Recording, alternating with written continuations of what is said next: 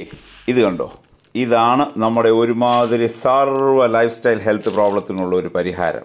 Edible Fox tail millet, അതായത് തൊലി കളഞ്ഞ് ക്ലീൻ ചെയ്ത ഫോക്സ് ടെയിൽ മില്ലറ്റ്. ബിക്കോസ് തൊലി കളഞ്ഞ് ഹസ്ക് കളഞ്ഞത് മാത്രമേ നമുക്ക് കഴിക്കാനൊക്കത്തുള്ളൂ. ഈ സാധനം ഞാൻ ഒരു മാസം നമ്മുടെ ചോറിനും ചപ്പാത്തിക്കും പകരമായിട്ട് കഴിച്ചു.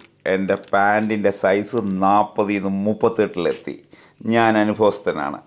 ഇത് കഴിക്കുന്നത് എങ്ങനെയാണെന്നല്ലേ, നമ്മൾ ഒരു കപ്പ് എടുക്കുന്നു. ഇത് നമ്മൾ ഒരു പാത്രത്തിലിട്ട് അത് വെള്ളമൊഴിച്ച് നമ്മൾ ഒരു നൈറ്റ് സോക്ക് ചെയ്യാൻ വെക്കുന്നു. കാര്യം ഞാനിത് ഈ ഹെൽത്ത് സ്റ്റോറിലൊന്നും കിട്ടുന്ന പൗഡറിനെ ഞാൻ വിശ്വസിക്കുന്നില്ല. കാര്യം ഇത് ചെയ്യുമ്പോൾ കൃഷിക്കാർ പലരും പെസ്റ്റിസൈഡ്സ് ഒഴിക്കും, മരുന്ന് ഇടും. സ്റ്റോറിൽ ഇതിനകത്ത് പുഴു കയറാതിരിക്കാൻ വേണ്ടി മരുന്ന് അടിച്ചെന്നിരിക്കും. അപ്പം ഒരിക്കലും ഈ പൊടിക്കുന്ന കമ്പനി അതൊന്നും ക്ലീൻ ചെയ്ത് ഉണക്കിയൊന്നും ആയിരിക്കത്തില്ല പൊടിക്കുന്നത്. അവർ നേരെ അങ്ങ് പൊടിച്ച് വെച്ചേക്കുക. എന്നാൽ നമുക്ക് ഹെൽത്ത് ഉദ്ദേശിച്ച് കഴിക്കുന്നവർ ഇത് വെള്ളത്തിലിട്ടാലുള്ള ഗുണം എന്ന് പറഞ്ഞാൽ, ഒന്നാമത്തെ കാര്യം ഇതിനകത്ത് പൊങ്ങിക്കിടക്കുന്നതുണ്ടോ, ഈ പൊങ്ങിക്കിടക്കുന്ന ആക്ച്വലി അവർ മെഷീനിൽ ക്ലീൻ ചെയ്തപ്പോൾ ഇതിന് തൊലി പോകാത്തതാണ്, ഹസ്ക് പോകാത്തതാണ്. അപ്പോൾ അതിനെ നമുക്കങ്ങ് വടിച്ച് കളയണം, ആ തൊലി പോകാത്തത്. ബിക്കോസ് ഈ ഹസ്ക് ചെന്നാൽ നമ്മുടെ കുടലയിലൊക്കെ പോറലുണ്ടാകും. ബിക്കോസ് ഹസ്ക് നമ്മൾ അതിൻ്റെ തവിടല്ലോ ഉമി, ഇതിങ്ങനെ ഈ പൊങ്ങിക്കിടക്കുന്ന അങ്ങ് ഊറ്റിക്കളഞ്ഞിട്ട് നമ്മൾ ഈ ഊറ്റിക്കളയുമ്പം ഇത് തീരെ ചെറിയ പാട്ടുകളായതുകൊണ്ട് അടി കിടക്കുന്നതും ചിലപ്പോൾ പൊങ്ങി വരും. അത് കളയേണ്ട ആവശ്യമില്ല, ഈ പൊങ്ങിക്കിടക്കുന്നത് മാത്രം കളഞ്ഞാൽ മതി. ഇപ്പോൾ ഇത് ഒരുമാതിരി ഊറ്റിക്കളഞ്ഞു ക്ലീനാക്കി 1-2 പ്രാവശ്യം ഞാൻ കഴുകിയതാണ്.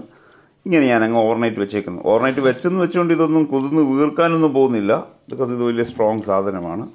പക്ഷേ നമ്മുടെ ഉദ്ദേശം ഇത് ക്ലീനുമാകും. ഇതിനകത്ത് പെസ്റ്റിസൈഡ് ട്രേസസ് ഉണ്ടെങ്കിൽ അതൊക്കെ അങ്ങ് പോകും.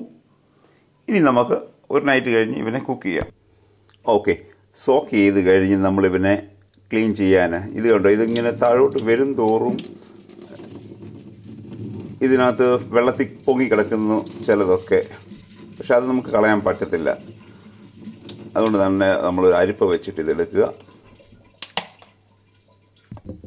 ഈ മില്ലറ്റിനെ ഇത്രയും പ്രത്യേകത കൊടുക്കുന്നത് ഇതിനകത്തെ സോളുബിൾ ഫൈബറും പ്രോട്ടീനും.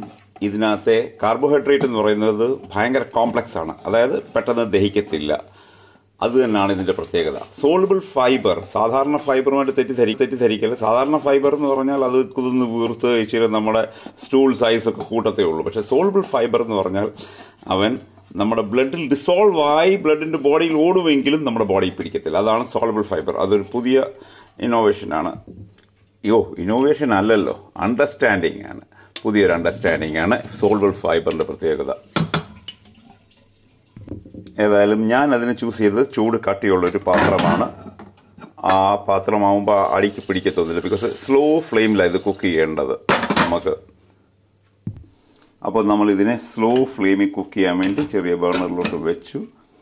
ഇത് കുക്ക് ചെയ്യാൻ വെക്കുമ്പോൾ അല്പം ഉപ്പ് ഇട്ടേക്കാം. കാര്യം ഉപ്പ് നമ്മുടെ ശത്രുവല്ല. ഉപ്പിനെയാണ് ദൈവം നമ്മുടെ ശരീരം ബാലൻസ് ചെയ്യാൻ വെച്ചിരിക്കുന്നത്. അപ്പോൾ ഉപ്പ് ഉപയോഗിക്കുക. അത് ഞാൻ മറ്റൊരു വീഡിയോ എക്സ്പ്ലെയിൻ ചെയ്തിരിക്കുന്നുള്ളൂ ഉപ്പിൻ്റെ റോള്. ഒരു 5 മിനിറ്റ് കൊണ്ട് തന്നെ ഇതിൻ്റെ വെള്ളമൊക്കെ പറ്റി ഇത് ഇച്ചിരി കുതിർന്ന് വീർക്കണം, എന്നാലേ വെന്ത പോലെ ആകത്തുള്ളൂ. ഈ പരുവത്തിലും ഓക്കെ. ഞാൻ സാധാരണ കഞ്ഞി പോലെ അത് ഉപയോഗിക്കുന്നത്. പക്ഷേ ഡ്രൈ ആയിട്ട് ആഗ്രഹമുള്ളവർക്ക് അധികം വെള്ളം ഒഴിക്കാതെ യൂസ് ചെയ്യാം.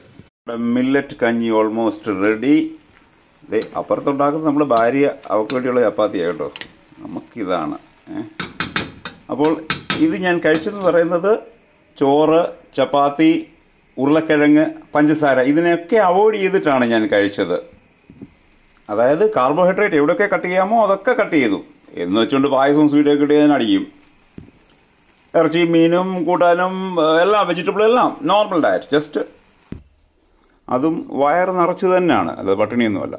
ഇനി ഇത് തിരുവല്ലയിൽ എവിടെ കിട്ടുന്നല്ലേ, ഇതിനോടുള്ള താല്പര്യത്തിൽ നമ്മുടെ ഒരു അച്ചായൻ, പുള്ളിയുടെ ഒരു വലിയ തുണിക്കടയ്ക്കകത്ത് പുള്ളി ഇത് വെച്ചിട്ടുണ്ട്. പുള്ളിയാണെങ്കിൽ ഇത് ദോശയായിട്ടാണ്. പുള്ളി ഇത് ഉഴുന്നിൻ്റെ കൂടിട്ട് കുതിർത്ത് ഒരുമിച്ച് അരച്ച് പുള്ളി അതുകൊണ്ട് ദോശ ഉണ്ടാക്കും. ഭയങ്കര അടിപൊളി ക്രിസ്പി ദോശയാണെന്നാണ് പുള്ളി പറഞ്ഞത്.